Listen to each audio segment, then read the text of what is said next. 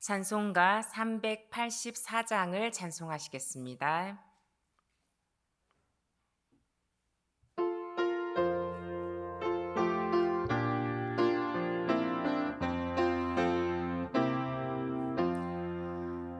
나의 갈 길 다가도록 예수 인도하시니 내 주 안에 있는 긍휼 어찌 의심하리요. 믿음으로 사는 자는 하늘 위로 받겠네. 무슨 일을 만나든지 만사 형통하리라. 무슨 일을 만나든지 만사 형통하리라. 나의 갈 길 다가도록 예수 인도하시니 어려운 일 당할 때도 족한 은혜 주시네. 나는 심히 고단하고 영혼 매우 가라나. 나의 앞에 반석에서 샘물 나게 하시네. 나의 앞에 반석에서 샘물 나게 하시네. 나의 갈 길 다가도록 예수 인도하시니 그의 사랑 어찌 큰지 말로 알 수 없도다. 성령 감화 받은 영혼 하늘 날아갈 때에 영영 부를 나의 찬송 예수 인도하셨네. 영영 부를 나의 찬송 예수 인도하셨네. 아멘. 함께 기도하겠습니다. 먼저 나라와 민족을 위해서 또 세계를 위해서 기도하실 때 갈등과 전쟁이 그치고 온전한 평화 주시길 기도하겠습니다. 두 번째로 온 세대 통합 예배를 위해 기도하겠습니다. 승리교회 장년, 다음 세대 청년, 다문화 지체까지 함께 예배할 때 한 성령을 부어주시고 모든 세대가 함께 기쁨과 감사를 나누는 하나님 나라 잔치가 되길 기도하겠습니다. 오늘 금요기도회를 위해 기도하실 때 오직 예수의 영이시고 진리의 영이신 성령님께서 임재하시고 역사하시는 밤이 되길 기도하겠습니다. 인도하시는 박규성 위임 목사님께 강건함과 성령 충만함을 주셔서 하나님의 거룩한 통로로 쓰임받으시도록 중보기도하겠습니다. 이 제목 가지고 다 함께 기도하시겠습니다.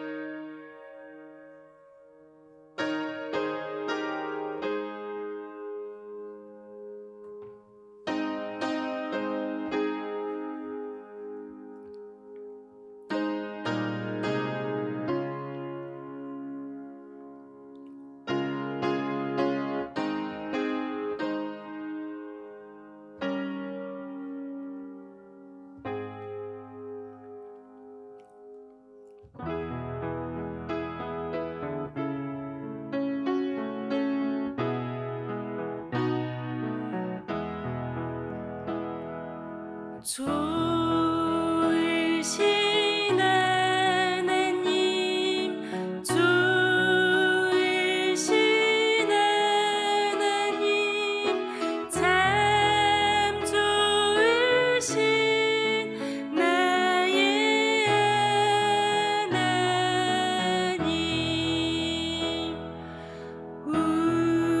우리의 기도를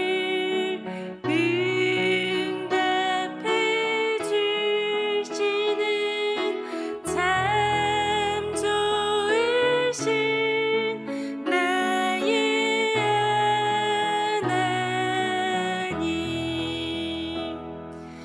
한없는 은혜를 우리에게 주시는 참 좋으신 우리 하나님. 오늘 우리에게 주시는 하나님의 말씀은 창세기 48장 1절에서 7절 말씀입니다. 구약 76쪽에 있습니다.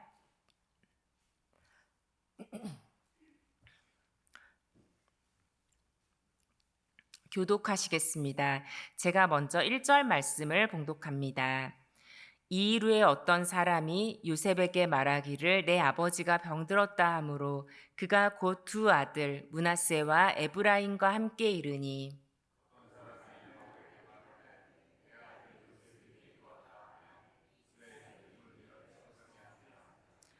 요셉에게 이르되 이전에 가나안 땅 루스에서 전능하신 하나님이 내게 나타나사 복을 주시며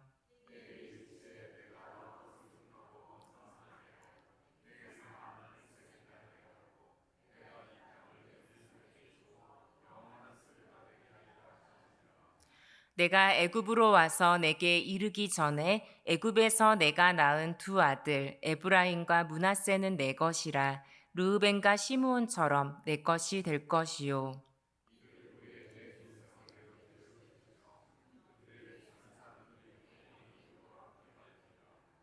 다 같이 읽으시겠습니다. 내게 대하여는 내가 이전에 밧단에서 올 때에 라헬이 나를 따르는 도중 가나안 땅에서 죽었는데 그곳은 에브라까지 길이 아직도 먼 곳이라 내가 거기서 그를 에브랏길에 장사하였느니라. 에브랏은 곧 베들레헴이라. 아멘. 네, 샬롬. 새벽의 기도의 자리에 나오신 성도님들에게 신실하신 하나님의 은혜가 함께 하시길 기원합니다. 고령의 현역 조각가인 91세 김윤 씨는 어느 날 AI에게 이렇게 물어봤다고 합니다. 내가 몇 살까지 살 것 같냐고 물었다고 합니다. 네, 여러분도 궁금하신가요? 네, 그런데 답을 안 해주더랍니다. 네, 조각가인 그녀는 몇 세기가 지나도 이건 김윤신이야 라고 할 만한 작품을 만들어 놓고 가야겠다라는 생각을 한다고 합니다. 1935년 원산에서 태어나 만주에서 해방을 맞고 6.25를 겪은 이 고령의 조각가를 이끌어온 동력은 무엇이었겠습니까? 살아남았으니 뭐라도 남겨야겠다라는 생각이 그녀를 이끌어온 동력이었습니다. 아르헨티나에서 40년간 작품 활동을 하다가 2024년 영구 귀국하면서 한국에서 인생의 마지막을 새로 준비하고 있습니다. 그녀는 일하다가 그냥 숨이 끊어지는 게 소원이라고 내 장래는 제자들의 도움을 받지 않고 미리 준비할 작정이라고 했습니다. 오늘 본문에도 죽음을 앞둔 야곱이 나옵니다. 주신 말씀을 통하여서 죽음을 준비하는 야곱에게 일하시는 하나님의 역사를 바라보며 함께 주시는 은혜를 나누기 원합니다. 먼저 믿음의 사람은 죽음 앞에서도 하나님의 약속을 기억합니다.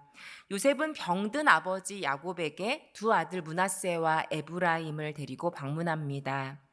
야곱은 이제 인생의 마지막 순간이 다가오고 있음을 예견하면서 요셉과 손자들 앞에서 하나님께 받았던 약속을 기억하며 이야기했습니다. 우리 3절, 4절 말씀을 함께 읽겠습니다. 요셉에게 이르되 이전에 가나안 땅 루스에서 전능하신 하나님이 내게 나타나사 복을 주시며 내게 이르시되 내가 너로 생육하고 번성하게 하여 내게서 많은 백성이 나게 하고 내가 이 땅을 내 후손에게 주어 영원한 소유가 되게 하리라 하셨느니라. 야곱이 형 에서로부터 도망가던 그 밤 베델에서 만나 주셨던 하나님과 하나님이 주셨던 베델 언약을 이야기하고 있습니다. 도망자 신세였던 야곱에게는 그 밤은 잊을 수 없는 밤이었습니다. 하나님을 만난 그의 놀라움과 두려움이 창세기 28장 17절에 잘 나타나 있습니다. 우리 창세기 28장 17절 말씀 읽겠습니다.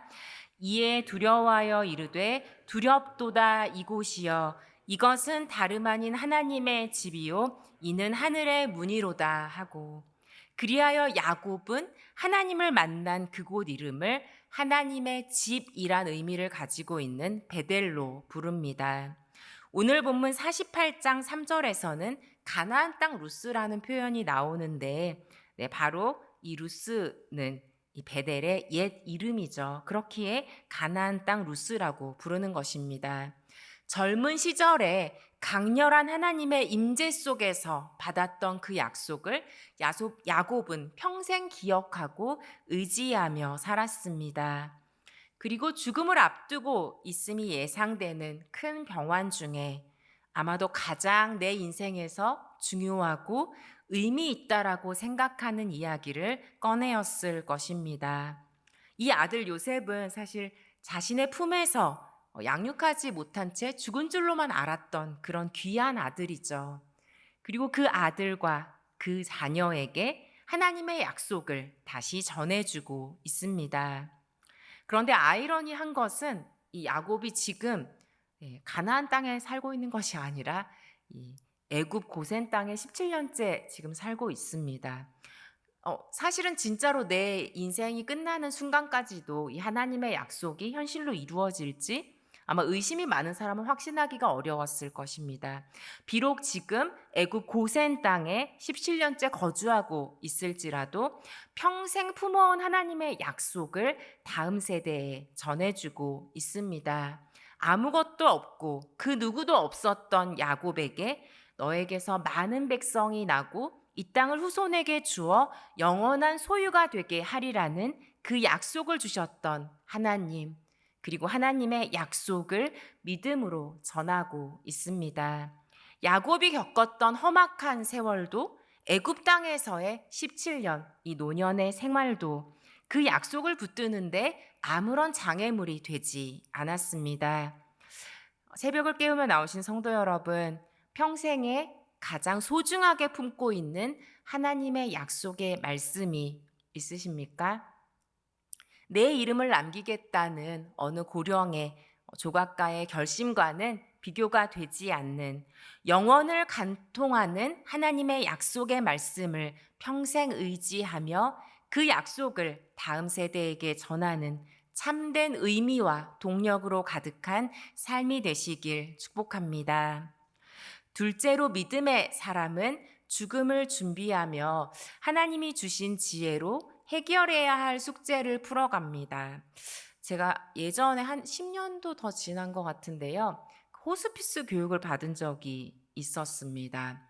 그런데 그때 좀 이제 굉장히 많은 이제 염두해 보시고 임종을 해 보신 이제 어떤 수녀님이 그 복지관에 오셨어요. 그래서 진짜로 관을 갖다 놓고 그 전주에 이제 그 유언을 본인의 유언을 써 놓고 그 관에 누워서 자기가 쓴 유언을 듣는 시간을 가졌습니다. 그런데 공교롭지 않게 제가 처음이었는데 진짜로 그 수녀님이 그 뭔가 인생의 삶과 죽음을 많이 목격하신 그분이 제 유언을 읽어주는데 저도 모르게 좀 눈물이 나더라고요. 그런데 되게 그때 그 순간에조차도 이제 그곳에 계신 분들의 많은 성향의 차이를 느꼈습니다. 굉장히 감성적이신 분은 또 자신의 진짜 죽음을 아마도 이럴 것이다라고 생각하면서 정말 막 눈물이 다른 사람들도 쏟아질 정도의 그런 감성적인 유언을 써오신 분들도 있었는데요. 저희가 듣고 모두 다 웃은 그런 유언도 있었습니다. 예, 본인의 그 구체적인 재산에 대해서 나열하면서 이거는 누구에게, 이거는 뭐 둘째에게, 이건 직접 그렇게 해오신 분이 있었어요. 너무나 심플한 그런 유언이었는데요. 네, 여러분, 야곱이 죽기 전에 해야 될 일이 있어서 그 상속에 대해서 구체적으로 정리하는 장면이 나옵니다. 네, 성향의 차이일 수 있겠지만 또 어른이라면 하나님 앞에서 자신의 삶의 문제들을 회피하지 않고 지혜롭게 해결해야 될 필요가 있겠죠. 네, 5절 말씀을 함께 읽겠습니다. 내가 애굽으로 와서 내게 이르기 전에 애굽에서 내가 낳은 두 아들 에브라임과 므낫세는 내 것이라. 르우벤과 시므온처럼 내 것이 될 것이요. 네, 야곱은 지금 요셉과 이집트 여인 사이에서 태어난 두 아들을 자기의 아들로 입양하겠다라고 선언을 하고 있는 것입니다.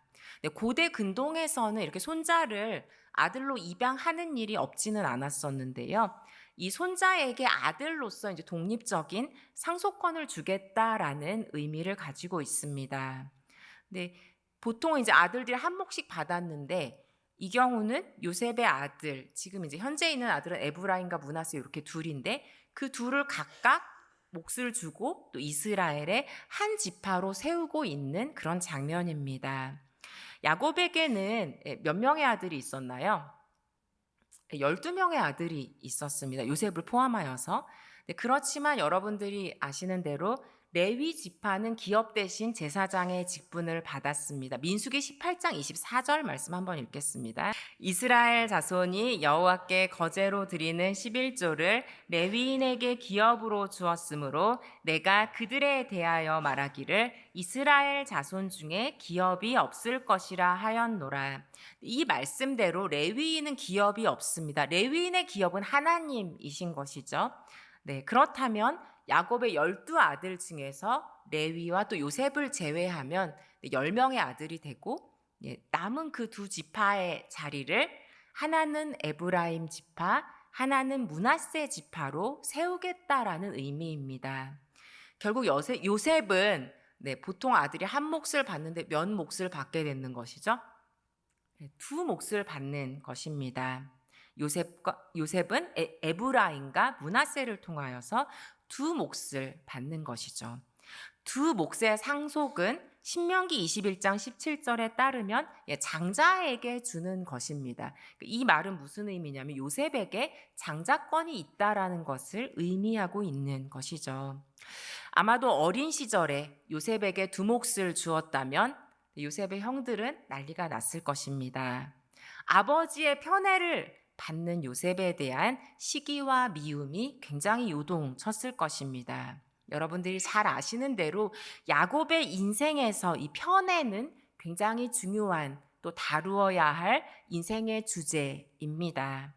야곱이 어린 시절에는 어머니의 편애 속에서 쌍둥이 형 에서의 축복을 빼앗아서 도망갔습니다.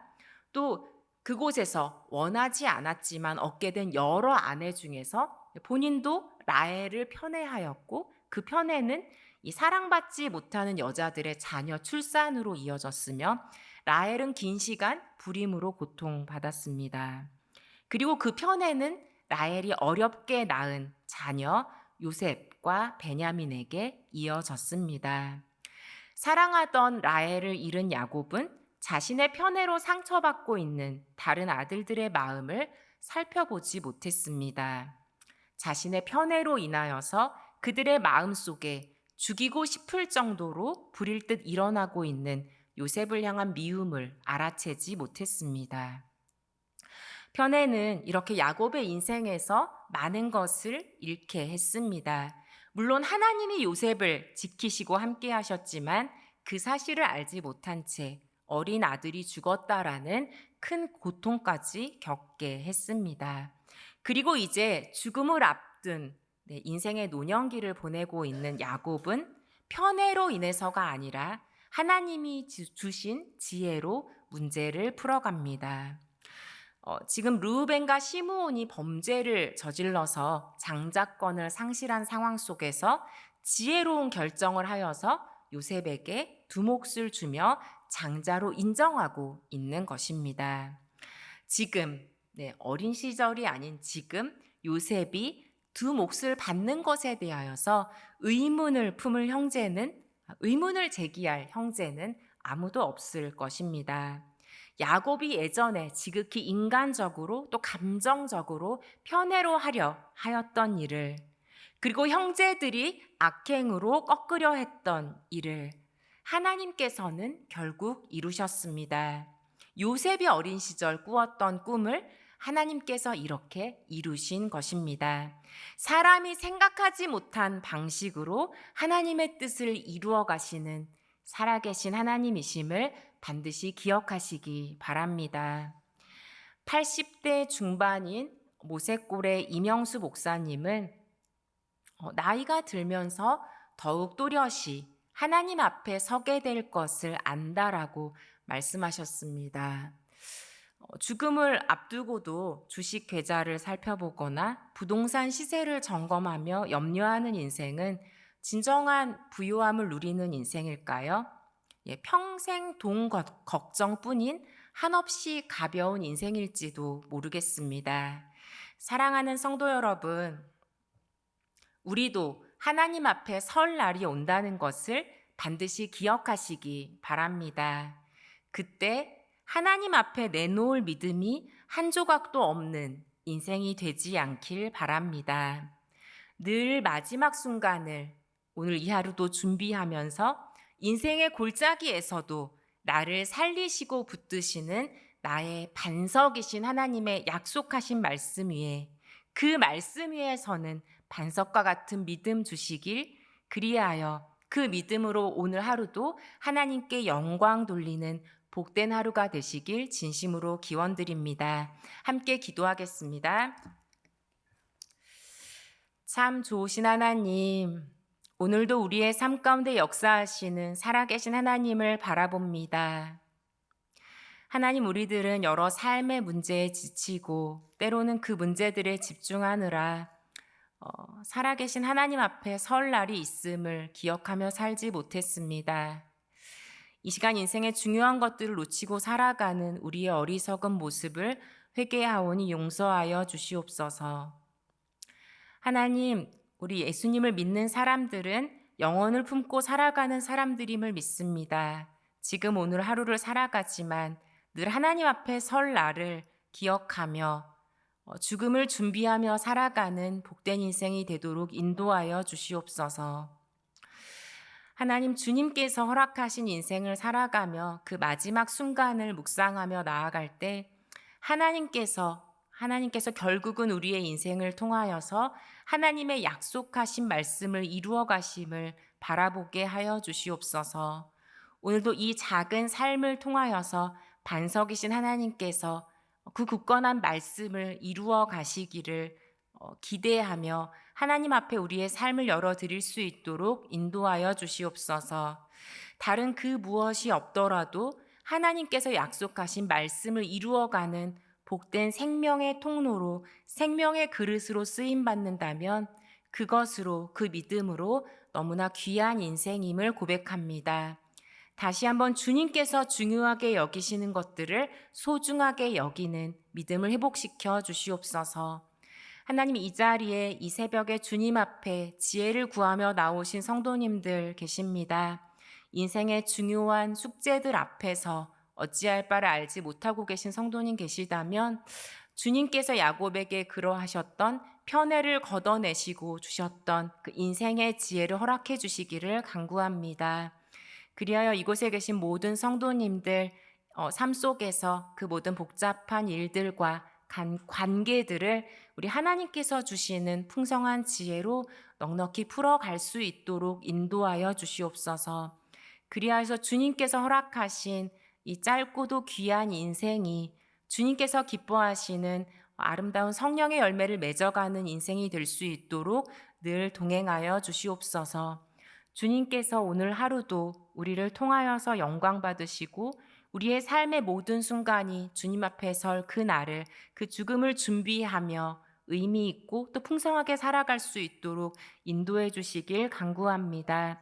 주님께 모든 것을 맡겨드리며 이제는 우리 주 예수 그리스도의 은혜와 하나님의 사랑과 성령의 교통하심이 죽음을 준비하며 영원하신 반석되신 하나님의 약속의 말씀 위에 서길 사모하는 성도님들 위해 축복으로 주신 가정과 일터 위에 나라와 세계 위에 영원토록 함께 하시기를 간절히 축원하옵나이다. 아멘.